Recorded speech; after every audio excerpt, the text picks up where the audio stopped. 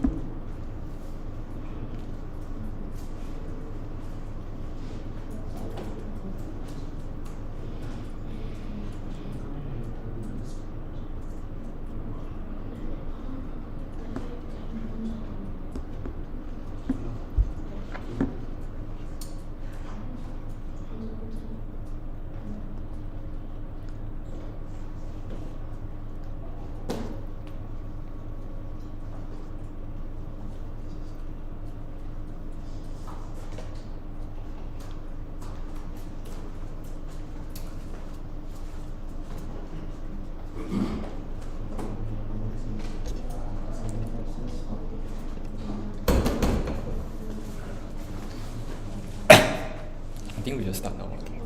And then it's like when I'm starting, it's like can you just keep an eye on the chat in case like anybody asks like where. Okay. Okay. Eh, the clicker and everything. This one. It's not working. Hey, why is it? Thank you. The clicker not working. No, wait, I haven't. Give me a sec.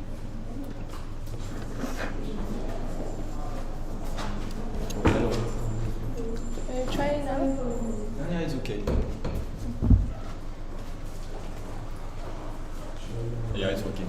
You haven't started yet, or start already? Start already. Like just Okay. now we start. I know. It's like what everything here is like covered in the never mind. Can. Okay guys, so we are starting like today's talk.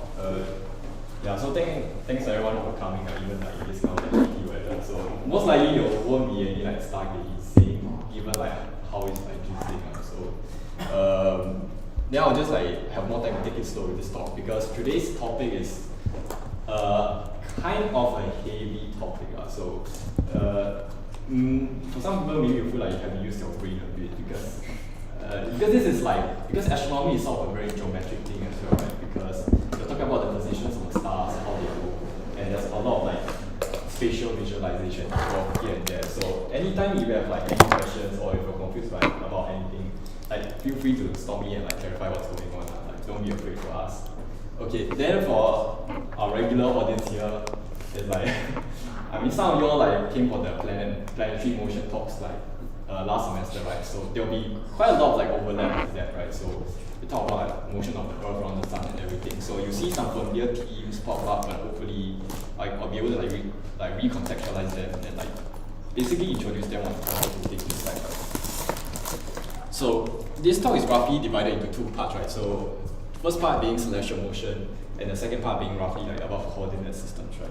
So why do we want to talk about celestial motion? Well, naturally, we want to talk about like coordinate system in order to sort of understand celestial motion. So to get you all started, I'll just talk a bit about what kind of celestial motions are there, right? So when we look at the night sky, we see that there are different sets of stars in the night sky depending on where you are on the surface of the Earth, or depending on what time of the year are you looking up at the sky. Another thing that you see that sort of changes about the sky is that the positions of objects such as the sun, the moon, and the planets will like sort of drift over time, right? So that was like what I sort of covered in the planetary motion talks. But this time I'll basically focus on the first point, which is about like how the stars move and like why they change and like they look the way they do, right? So briefly speaking, you can divide the motion into two kinds of motion. The first kind is what I call diurnal motion. So this is the rotation of the Earth on its own axis right here, right? So diurnal is like basically your day-night cycle. So the rotation of the Earth is what gives the day-night cycle, and then there are motions of the stars and the sun that are associated with like this motion of the Earth around here. And I say this in order to contrast with the other kind of motion, which is called annual motion. So the Earth is rotating on its own axis, but at the same time, the whole of the Earth is also rotating around the sun, right?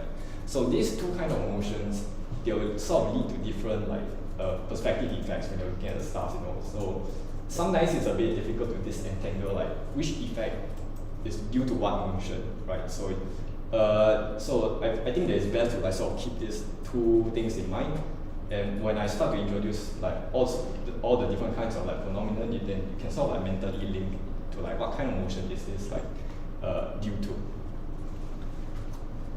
So when we talk about stars in the night sky, one common thing that astronomers like to do is to sort of imagine all the stars as being like this fixed point on this static sphere, right? The celestial sphere, which I introduced before. And so because the stars are so far away, there isn't really any way for us to see any like parallax effects from moving around, because they're so far away. They look like they're all like on the same like distance away. They cannot really distinguish whether some stars are nearer or some stars are further away. So we treat this sphere as like an imaginary sphere, like all the way at infinity, and we treat the stars as being fixed and embedded in the sphere, because yeah, the stars are actually far away, and because they're actually far away, no matter how fast they're moving, their angle relative to Earth like doesn't change a lot. So they basically look like they're fixed in place. And so you can go backwards like 2,000 years, tens of thousands of years. The stars back then would still pretty much look like the same as they do right now today. So this celestial sphere has one special axis right here. And this axis is the same as like Earth's own rotational axis, right? So basically, from space, Earth rotates on its own axis, but from the surface of the Earth, we see the whole sky rotating around this like one axis over here that passes through the north and the south poles. So when I say that this celestial sphere is sort of at infinity, there is one important thing that I need to note about what it means for something to be at infinity, right? So that means that the light rays from a star are so distant that you basically can treat them as being parallel, right? So that is what I mean by there is no parallax effect when you look at faraway stars, right? So you can have two observers that are maybe located on different sides of the Earth, but when they look at the star and they maybe face the direction of the star, they'll be exactly facing the same direction, right? So their line of sight will be parallel to each other. So that means that they can sort of like define the position of the star purely by angles, and you don't really need to care like where they are on Earth at all, right? So if you're more familiar with like mathematics, and it's like you can say that everyone's is like the origin of their own coordinate system, but then this doesn't really change like your angular coordinates of the star.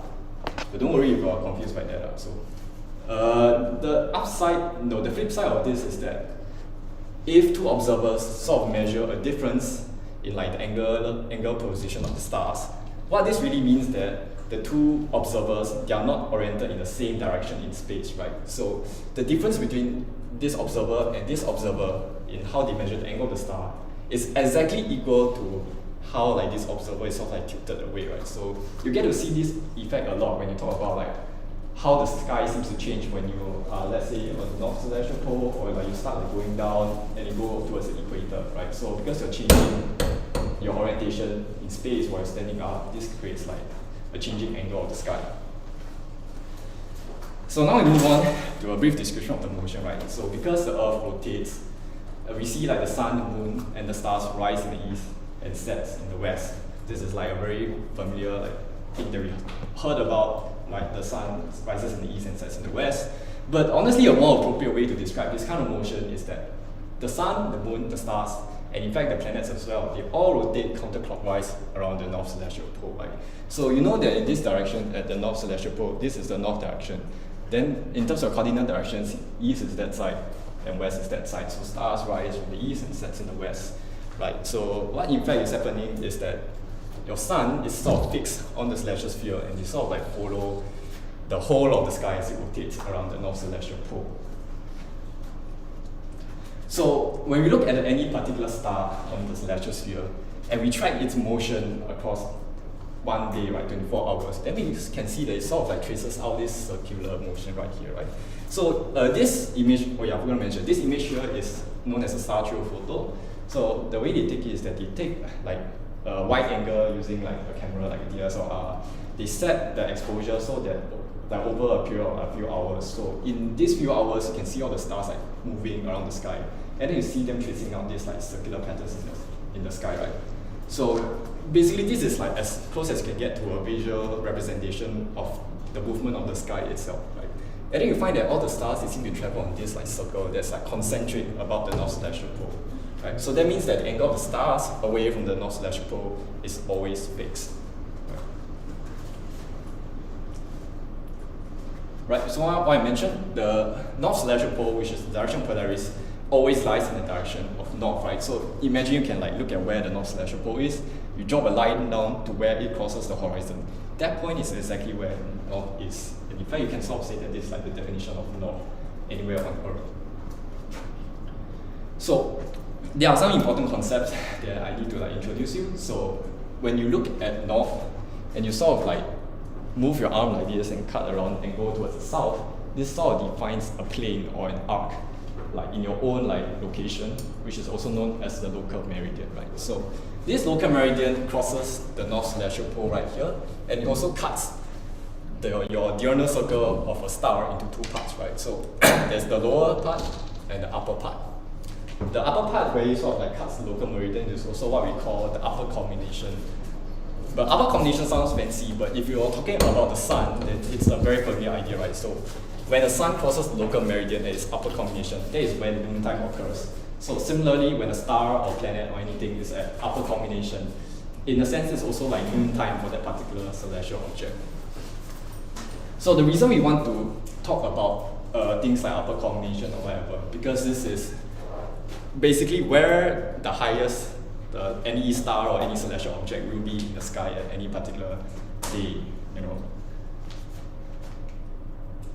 So yeah, so if you zoom out a bit, then this is sort of a representation of what the local meridian looks like, right? So your observer right here, this flat plane represents this small area around your local horizon, right? So we are all standing on a curved surface, which is the Earth, but it's like approximately flat now, so it just looks like this. And your local meridian is sort of like this circle that crosses where you are and also crosses north and south. Right? There's another great circle that is known as the prime vertical that is sort of like at right angles to this, but it's not really that important to know. Right? So in contrast to the local meridian, what I call the diurnal circle, which is the motion of the star, are called small circles. So what on Earth is a small circle? Right? So here I'll try to introduce a bit of like mathematical terminology. I'll explain why this is necessary. Right? So when we talk about circles on the surface of a sphere, we can really classify them into two kinds of circles, right? So the first kind is known as a great circle, and the second kind is called a small circle. So what are great circles? A great circle is basically it's like if you have a sphere, you slice it at any direction. As long as your slice sort of cuts the center of the sphere, then what you have is a great circle, right? So why does this matter? A great circle mathematically sort of defines like the shortest path between like 2 points in a sphere. But what is important is that whenever we try to measure angles between things, right? So from my position as an observer, I will sort of be like standing always at the center. Because as you know, the celestial sphere is an infinite distance away, then the observer is like in a sense always stuck at the center. So when we go and measure things in the sky, so let's say there's a star there, and there's another point there, we sort of like want to measure angles. We just hold our arm straight, we like draw out any arc. This arc will confirm be a great circle because this arc is drawn from the center of the celestial sphere, right? So that means that, let's say your arm is sort of like going straight in this plane, then that means your plane is sort of like cutting the observer at the center. So basically any angle measured from the observer is known as a great circle, and that also means that you can define any angles like with respect to the center right here. The problem is that small circles are not such things, right? So basically, you can sort of tell from this diagram that this, like if you imagine a star rising and setting here, you can't really fit this all on the plane as like seen on the observer, right? So what this in practice means that if you look at the motion of a star, it looks like a curve from the perspective of the observer, right? And if you look at any great circles, it looks like a straight line in the sky. So a great circle is sort of like the analog of a straight line on the surface of a sphere. So why is this important? So that means that if we want to sort of talk about the motion of a star through the night sky, we cannot talk about like its angle relative to us because it doesn't move in a constant angle like per hour or constant direction at all times. It looks like it's like curved and moving around. So the way we sort of define like how a star changes its position over a night is to talk about its angle relative to this rotational axis right here, which is the rotational axis of the Earth. Oh yeah, this one is a whole business about like great circles and small circles. But okay, this is an example of like the angles that I'm talking about, right? So all these circles here, which are the diurnal circles traced by the stars, the way you measure the angles is that all of them lie on this plane, which is sort of like perpendicular to where your axis of rotation is, right? So that means that the position of a star can sort of like be defined relative to this angle. And in fact, this angle is also like sometimes what we call our angle, right? Because stars move around the axis of the celestial sphere like once 360 degrees every 24 hours. So basically, this thing not only defines angles in the sky, it also sort of like defines time, right? Because the celestial sphere is always rotating at a constant speed, then any angle over here will always take the same amount of time for any stars to cross. So from here, then we can start talking about like what is the rotational period of Earth, like how fast is the Earth spinning on its own axis, right? So one way to think about it is that by right, if the Earth is spinning, if we see an object rise from the water and go one round around the North Celestial Sphere, that is equal to like one rotational period of the Earth. But the problem is that when you use the sun to track this amount of time, we find that it's 24 hours. And obviously, precisely, we define 24 hours per day according to the motion of the sun. But if we use the stars, we find that there's a bit of a shortfall, right? So the stars seem to like move around the North Celestial Pole at a rate of 23 hours 56 minutes. So per day, there's sort of this discrepancy between the suns and the background stars of like 4 minutes per day. So why is this the case?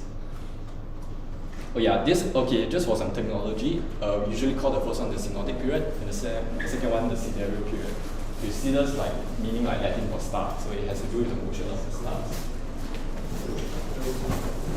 Right. So the reason this discrepancy exists is that it's due to the annual motion of the Earth, right? So everything I've talked about before this, the whole like stars rising and setting thing, this has to do with like Earth's own rotation. Where the movement of the Earth around the sun sort of comes into play is this like discrepancy between like the sun and the stars and how fast they move around the celestial sphere. And this links to like the annual motion of the sun. So as you can see, as the Earth is moving around the sun, its direction relative to the stars sort of like shifts, right? So in one day, Earth moves this small angle, which is roughly 1 degree. And that means that Earth has to rotate an extra 1 degree on its own rotational axis for the sun to return to the same position in the sky. But it doesn't have to rotate that extra 1 degree in order for this one star to return to its same position in the night sky. So in effect, from our perspective, we see that stars will sort of rise and cross the local meridian 4 minutes later each day, right? So that means that at any particular time when you're standing and looking up at the sky, if you do that at the same time and you track the motion of if you track how the night sky looks every day, you see that the stars and the whole night sky seem to like sort of slowly shift over time. And that is like reflective of like Earth's own motion around the sun, right? And then in fact, what this means is that we see a different part of the night sky at the same time at different parts of the year, right? And then the most intuitive way to understand this is if you look like from, like let's say the Earth's orbit around the solar system, right? So at midnight, the constellations that are directly opposite the sun will be on the local meridian. Because it makes sense, right? You're standing on this part of the Earth, if you're looking directly overhead, you're sort of like facing away from the sun. So the part of the sky you are looking at is always opposite the sun, right? And then as the Earth sort of like moves around the sun, you can see that the part of the sky you're looking at keeps on changing and changing. So here's just an animation to sort of like help you visualize like what's like the motions like. So during the motion, you have the stars rising in the east, setting the west. What you should like notice is that the whole sky seems fixed in place. Everything is rotating, but none of it is like moving relative to each other. Because over the course of the day, sure, the planets move, the sun moves, the moon also moves, but then it's not by much, so you can sort of like mentally imagine it to all be like stationary. And when you go to annual motion, you can see like things sort of like move around, and you see this moon like racing around the sky. But other than that, you can see the two motions are sort of similar enough that you'll be confused, right? But in fact, I'm doing different things here. So over here, I'm always like increasing the time by like set amount of time increment in order to make this animation. While over here, all I'm doing is that I'm holding the time constant, and I'm just like fast forwarding the day. So you're looking at how the night sky looks like at a particular time, at a different like day. So basically, afterwards I'll return back to this animation, but with all the coordinate weights in place. Then you see it'll be a lot more easy to understand like what's going on around here, right? So another thing we want to talk about is the motion of the sun, right? So the sun, it doesn't exactly stay in a fixed place around the celestial sphere, and that is the whole reason for why there is a discrepancy between like the rotational period of the Earth with respect to the sun versus the stars, right? So that difference will actually be constant if the sun is traveling around like the celestial equator, which is right here. So basically Earth's equator but blown out into like space, right? But the sun actually orbits on a plane that is tilted relative to the celestial equator, and this is really because of Earth's own axis of rotation is sort of tilted with respect to the sun, and this is the whole thing that gives us seasons and whatnot. So the only things that you really have to like remember or take note is that there are certain important points like in a year, which is defined by the position of the sun on the celestial sphere. So which are the equinoxes and solstices, right? So during equinoxes, the sun is exactly at the equator, right? And for us, we are in Singapore, so that means that we are on the geographic equator of the Earth. And when we look up directly overhead, the celestial equator is just right on top of heads, right? So that's the convenient thing about being in Singapore. You can sort of like visualize that kind of things like easily. So that means at spring equinox or autumn equinox, during noon time when the sun is directly overhead, it really is directly overhead, right? Directly like right here. But if you're at like summer solstice, it will be sort of like towards the north side, right? So basically, you won't really be overhead, but you'll be in the direction north, sort of like tilted this way. Or during winter solstice, so you will sort of be in that direction, right? So at higher latitudes, this sort of like change in the angle of the sun relative to the north and south celestial poles is what sort of like creates the seasons on Earth. So here's just maybe a familiar GIF for you to see like how this whole like ecliptic comes about, right? So we have this ecliptic, which is an imaginary line on the celestial sphere with respect to the background stars. And this is sort of like an illusion because what's really happening is that Earth is orbiting around the sun. So the sun appears to trace out like this line across the ecliptic. One convenient thing that I think I want to point out to you is that you see that Earth is sort of like traveling around the sun like counterclockwise in this direction.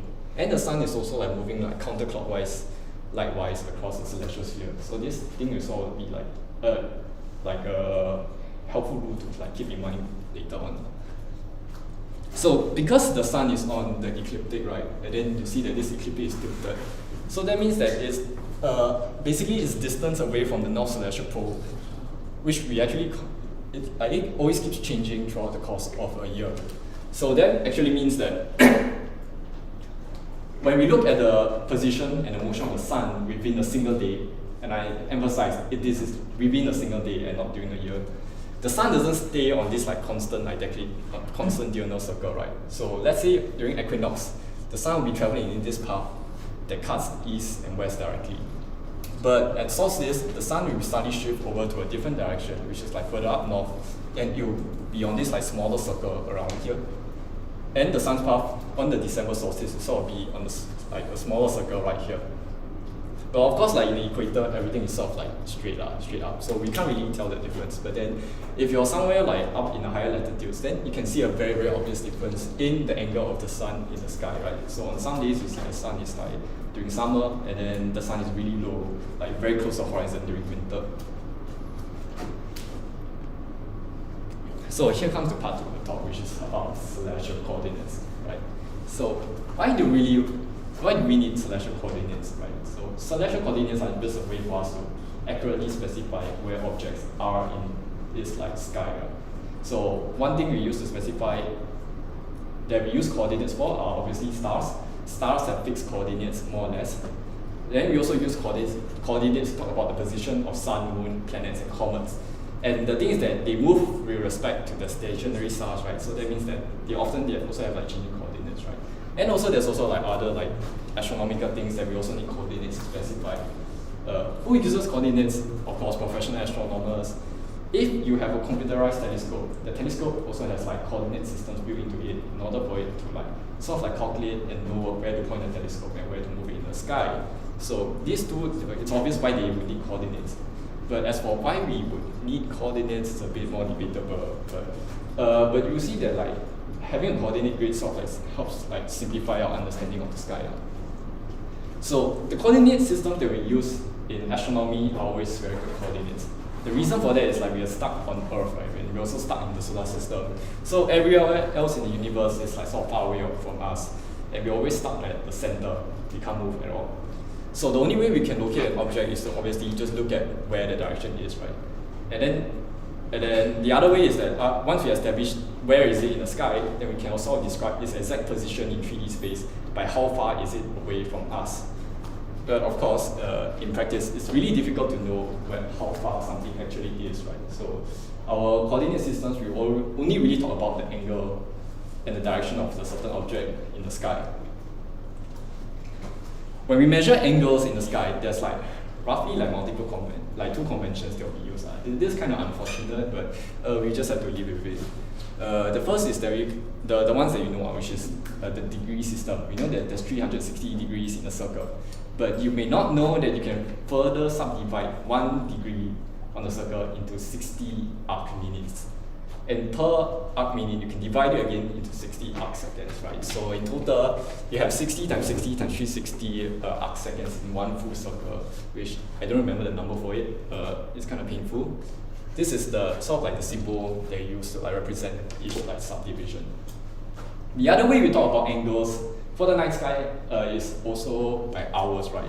And you can sort of like tell intuitively why we would want to do this, right? Because the Earth rotates on its own axis in 24 hours, right? So there is sort of this natural like connection between like hours and angles in the sky. So one way we can also like use 24 hours to describe 360 degrees. And there are 60 minutes in 1 hour and 60 seconds in 1 minute. So we can define like 24 times 60 times 60 seconds in like one full rotation. So there are two main types of coordinate systems here. So the first is what I would term as observer-independent coordinates, or the second are like observer-dependent, right? So the RA here stands for right ascension, DEC stands for declination. So this is a coordinate system that is sort of like fixed with respect to the stars, right? And because it's fixed with respect to the stars, it sort of like fits naturally with how the sky appears to move each day.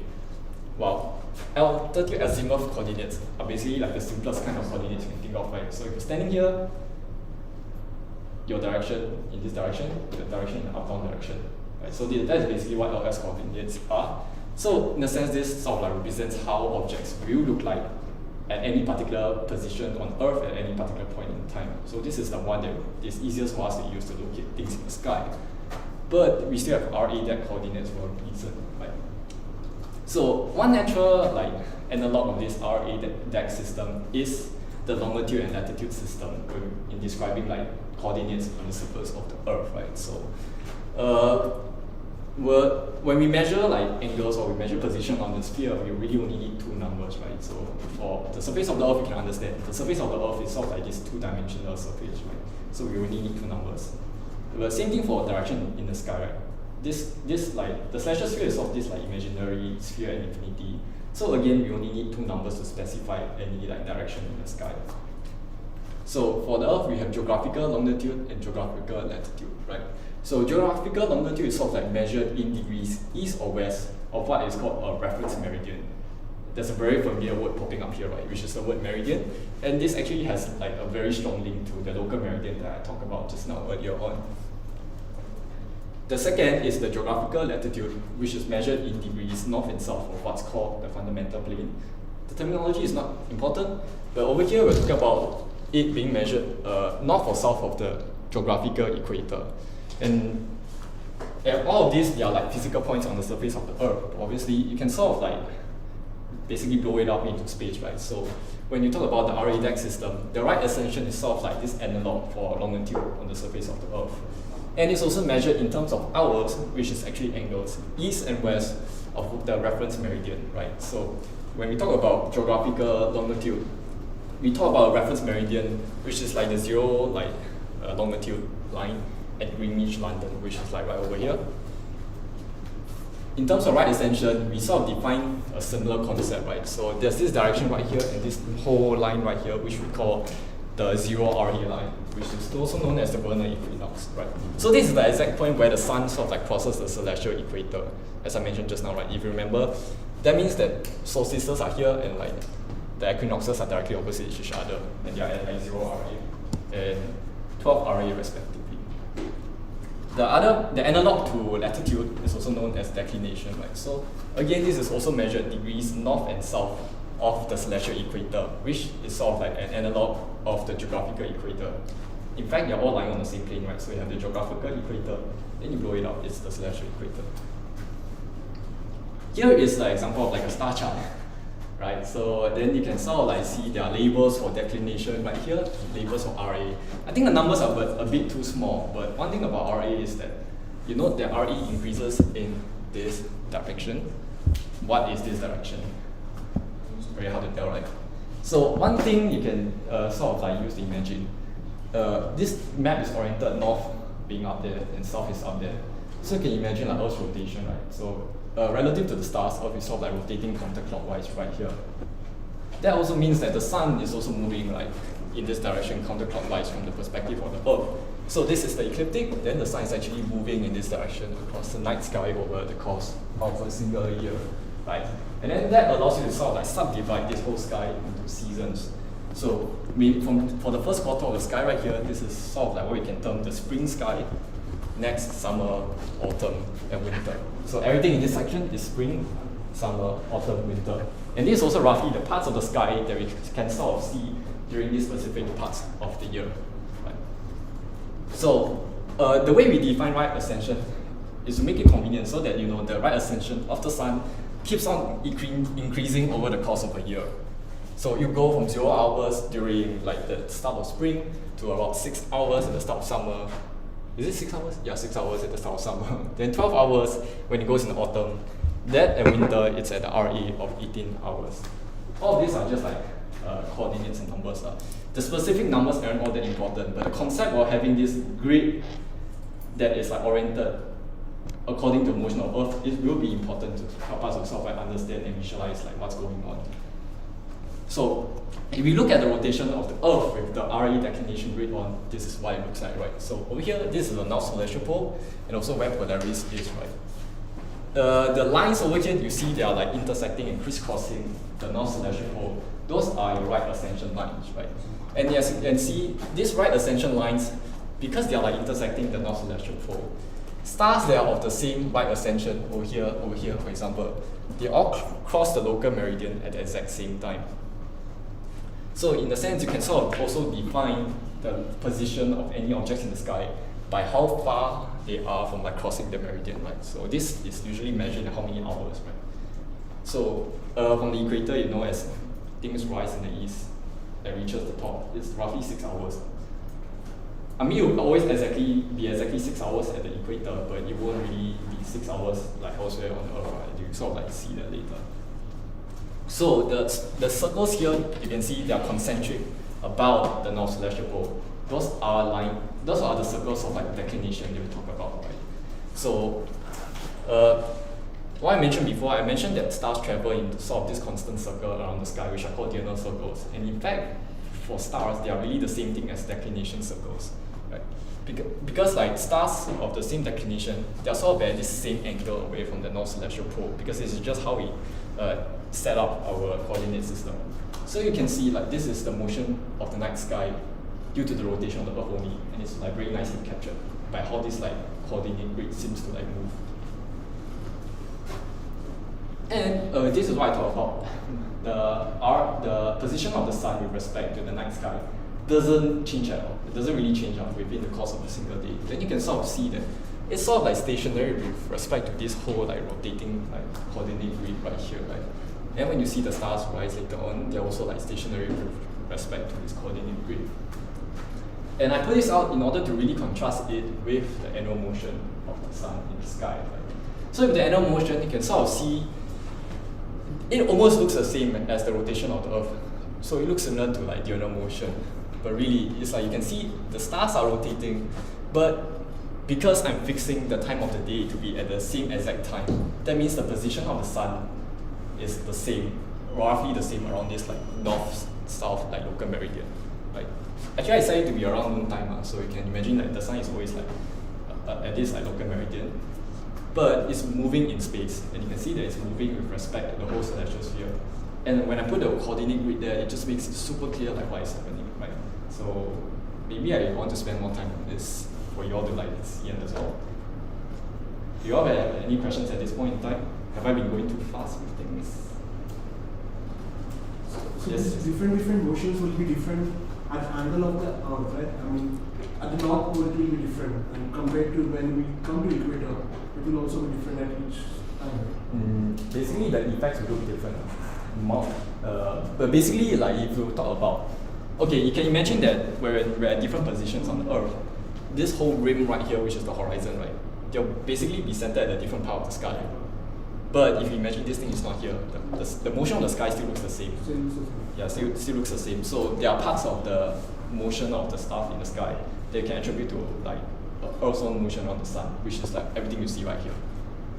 And in a way, you can like imagine that you're standing on the ground. You're sort of like riding on the spaceship, and you're like moving around the solar system. So this is how you can sort of like imagine what's going on in this view, right? So this is like a window to the universe, and you're just like zooming around the sun. Again, to contrast this with diurnal motion, then you can see the sun is sort of like moving around the sky, and it's like stuck with respect to the stars. And it's not really the case when you talk about annual motion. Any other questions? Anybody? Okay, I hope this helps to like consolidate. I mean, I hope the two animations sort of like help to consolidate what I've been talking about, and sort of to help build an intuition for what's going on with like stars in the sky. Because of the way we define the right ascension, that means that stars that have a later right ascension cross overhead at a later timing, right? So that means that we can sort of like calculate a time difference between two stars in the night sky, right? So we can see one star has a right ascension of like, let's say 6 hours, another has a right ascension of 8 hours, and you can roughly see that there is 2 hours time in between when we see one star rising and another star like rising and like crossing overhead, right? So because all of this is measured in angles, you can like do hour conversion between like 24 hours and 360 degrees. I don't know if any of y'all have noticed something amiss about this system. Because what this suggests is that, you know, one star when it rotates around the whole like sphere once is 24 hours, right?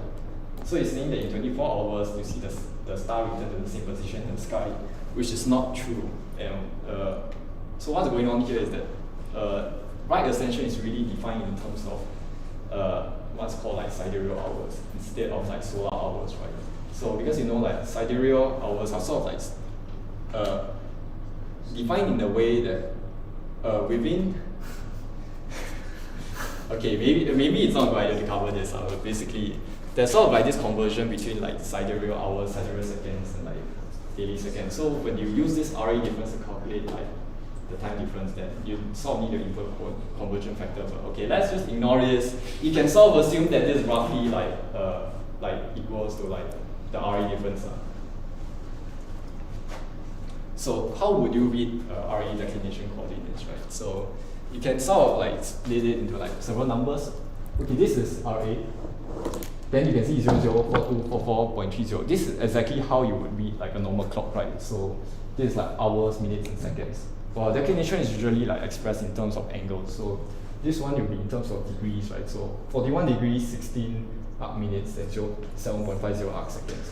Then for declination, you usually see a plus or minus sign. This is basically just to like say whether it's north or south of the celestial equator. So the other kind of coordinates that we want to talk about are altitude and azimuth coordinates, right? So this is a very intuitive idea, as I mentioned before. So you're standing here, if you talk about left, right direction, then there's just azimuth.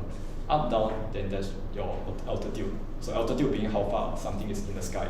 So it's really a natural way for us to like express like where something is in the sky. This diagram sort of like summarizes what exactly is the relation between altitude, azimuth, and RA dec coordinates, right? And the relationship between these two coordinates also tell us like the relationship between like what we see as observer standing right here versus like the position of everything in the sky relative to like the Earth, the Sun, everything, right? So that is why like these coordinate systems are like so useful. So note that okay, over here you can see the surface of the Earth. And this is sort of like a local part of the horizon that you're standing at, right? So you're standing on this position of the Earth. That also means that when you're standing up straight, you're sort of like perpendicular to the ground, but relative to the surface of the Earth, you're sort of like standing in this direction, right? So everything you see is sort of like tilted at an angle compared to like if you imagine like everything is upright in this direction. So at the celestial equator, which is at the geographical equator roughly here, you can see your zenith point, which is the point that's directly overhead, is sort of like facing in this like celestial equator direction. While let's say theoretically you're standing all the way at the North Pole, right, at the exact point where the North Pole is, then your altitude azimuth like coordinate is exactly the same as RE declination coordinates, or at least they're oriented in the same directions, right? So we'll be standing there, the North Celestial Pole, Polaris will just be right above you, and then you see like the whole sky rotating about you just like this, right? So in a way, you're also like rotating along with the Earth. So in order to convert between these coordinates, you need several things, right? The first, obviously, you need your RE dec coordinates.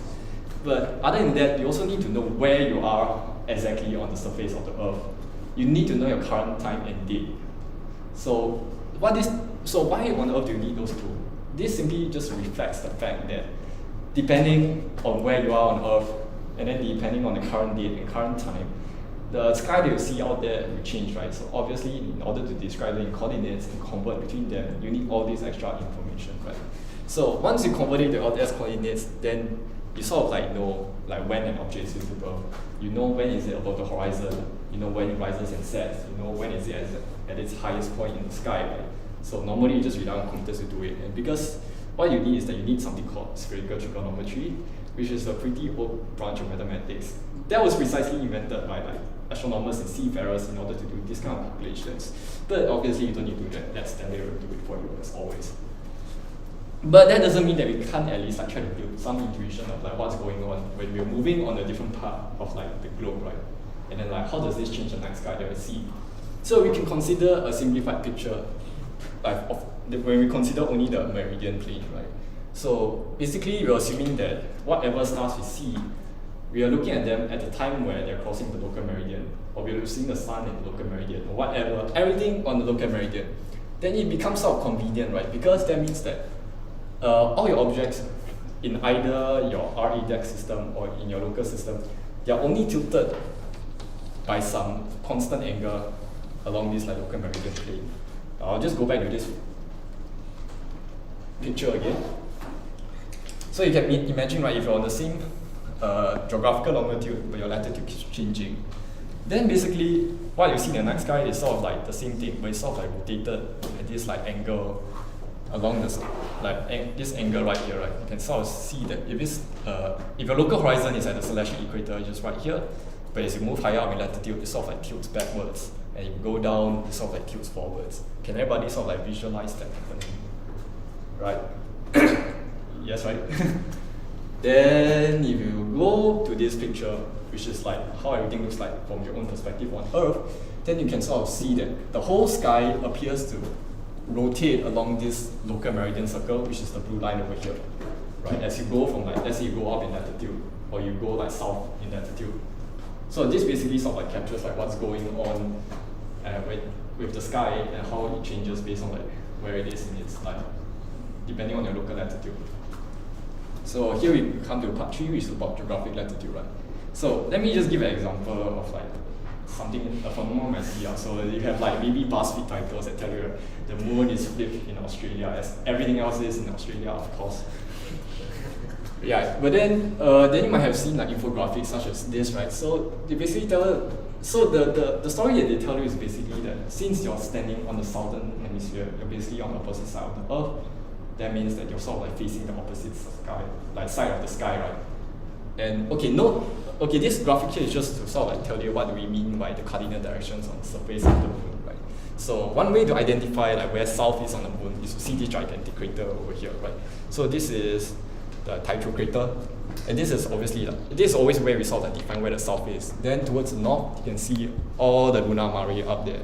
So visually, this is how we like tell where it's like north and south on the moon, right? So the picture here, what they show is that in the UK, south is like pointing downwards, and then in Australia, south is pointing upwards, which sort of gels with all the stereotypes about Australian people. But this will probably like lead you to believe that you are really looking at opposite sides of the sky if you're standing on the southern hemisphere, which is simply not true, right? So what is really going on, right? If you're in the northern hemisphere, your moon is usually like, let's say around here, around the celestial equator. You're standing here, you know north is in that direction. So basically the moon will sort of like look like it's upright, right? But then if you go to the southern hemisphere, you can see that the whole thing is only rotated by this like small amount of angle, right? So it's from here to here. This is only a very small rotation. You are definitely not facing the opposite side of the sky. But because the moon is now on this part of the sky, that means that when you look at the moon, it looks like north is pointing downwards, right? And in fact, if you're in the equator, the moon can be upright or upside down, depending on where is it, like relative to like the celestial equator above you, right? And obviously you won't really think of that because you'll be looking at the moon like this. And you can say that you just turn around, the moon is at any direction which you want to choose it to be. So there isn't really anything going on right here. And in fact, this whole illusion is broken if you consider what if the moon isn't at its highest point in the sky? What if it's all the way near the horizon, right? Then you don't really see an upside down moon anymore. So for example, this is the picture of a moon at Sydney Harbour. Right. Then from the basically the pattern of the moon, you can sort of tell north is sort of pointing this way, south is pointing on this way. Your moon is sort of like lying on its side. It is in no way upside down. And from here you can sort of like draw where the right ascension line is, right? So your lines of right ascension are always going from south towards north. Then from here you can know that the south celestial pole is sort of like roughly in that direction. And as expected, because we're in Australia, in the southern hemisphere, the south celestial pole is above the horizon due south. But Polaris and the north celestial pole would be below the horizon, right there in the north side. Can everyone sort of like visualize that? Right? Yes. Okay, now move on. Oh, what's going on with formatting? Never mind. So before I sort of like mention the idea of upper culmination, right, which is when an object is at its highest altitude in the sky. And this occurs exactly when your star, your planet, your sun is crossing like the local meridian, right? And there's actually quite a simple relation between the declination of an object and like its upper culmination. Okay, not its upper culmination, it's like sort of like its latitude. So basically, if you look at this chart, right, okay, okay, I know your reaction, but bear with me. So basically, the angle of like north celestial pole above the ground sort of like reflects where your latitude is, right? So if you're on the equator, the north celestial pole is all the way on the ground. But if you're at the North Pole, then you can see that your north celestial pole and Polaris is directly above you, so it's at an angle of 90 degrees. And from this, you can sort of like intuitively deduce that the angle of this north celestial pole above your horizon tells you where exactly on Earth are you, like what's your geographical latitude. So there's this relation there. So if you want to know how high the altitude of a star will rise up in the sky before it starts like ascending and going lower and lower and lower, you can sort of like draw a diagram to sort of like tell that this angle, 90 degrees minus, this angle is called like also like the polar angle of the star. So basically you just take 90 degrees minus its declination, right? So this declination can be like a certain number of degrees north and south of the celestial equator. You draw a diagram, you can see how far is it from the north celestial pole. You do some addition, then that will get you like the relationship that we reach over here, which is, yeah. But the equation isn't really important. What's important here is that you can bring home back like the intuition or the picture right here, right? So you can tell that like the further north you get up here, your stars will appear to like be higher up in the sky until they reach a certain point, they cross over into the southern part of the sky, then they appear to get lower and lower. So this is the intuition that's like working over here. Again, from this you can sort of like determine like which stars will never set all night.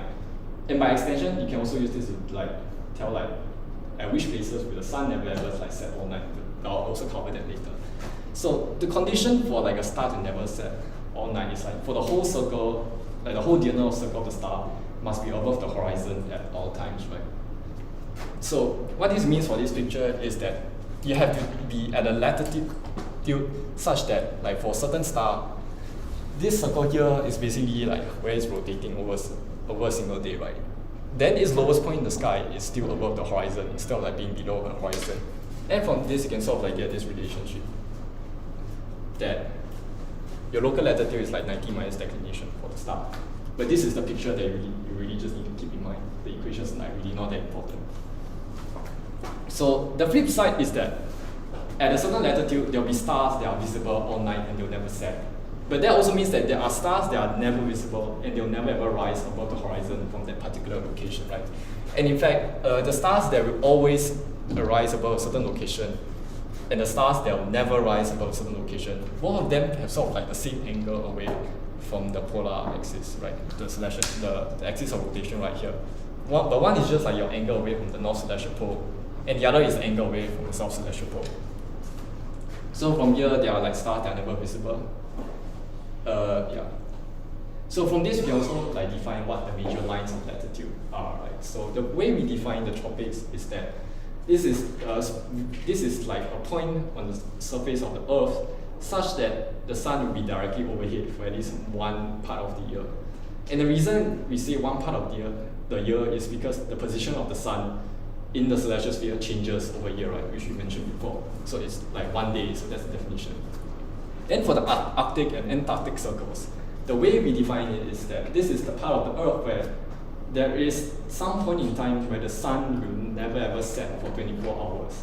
Right? So basically those are all the numbers that we're quite familiar with, and based on this we can sort of like build a picture to sort of like tell to calculate like where these like lines of latitude are. Right?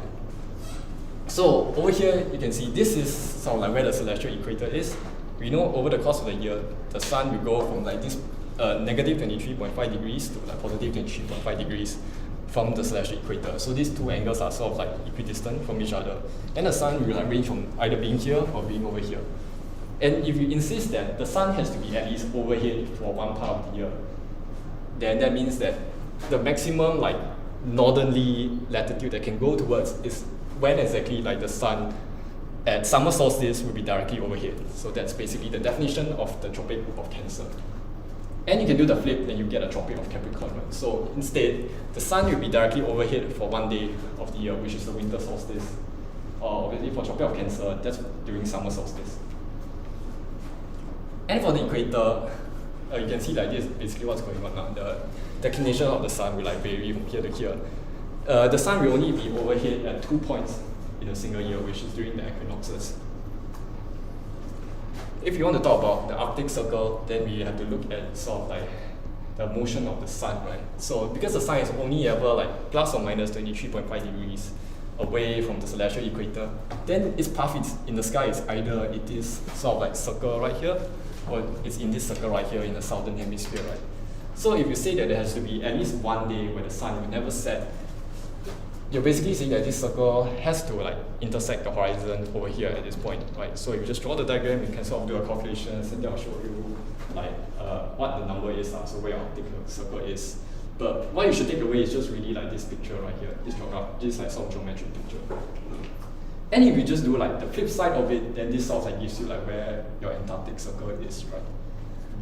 So from here you can sort of see like because you're around the Arctic Circle, the north celestial pole is like very, very close towards like being directly overhead. So that kind of fits our intuition right here.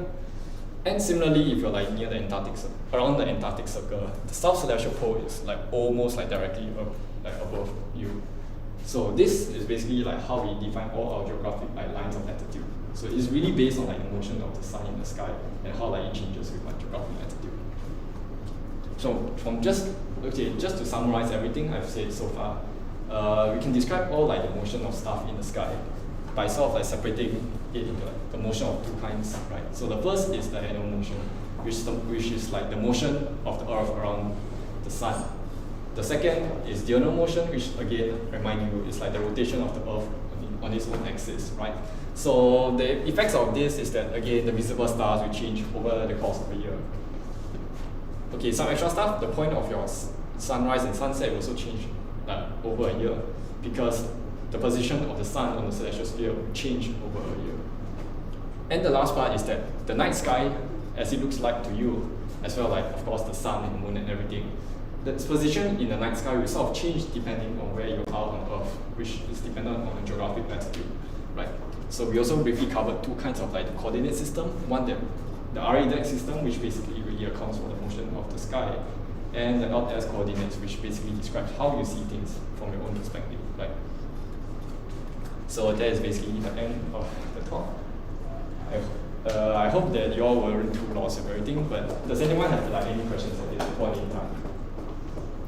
Anybody wants me to like go back to any of the previous slides to clarify anything?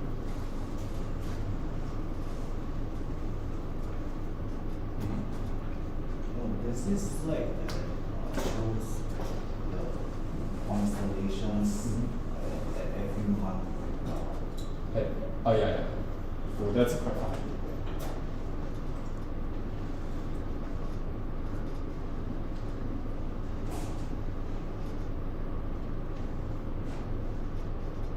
Oh yeah, this one, right?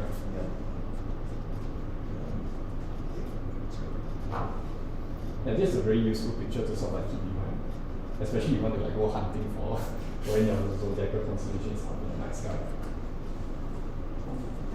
Does anyone have any other questions? Wait, so if the local meridian is like it goes through the north celestial pole and zenith, right? Is that it? Yeah, North Celestial Pole, Zenith, and like South. Anything else? Oh, that.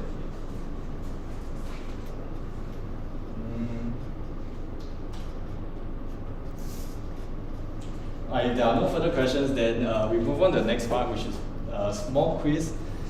Please give us some time to prepare. We'll have like some prizes. Again, it's a bag of Toblerone. Oh shit. Okay, never mind. Okay, yeah. So I'll just set up the quiz now. Nice. Yeah, you can stop the stream.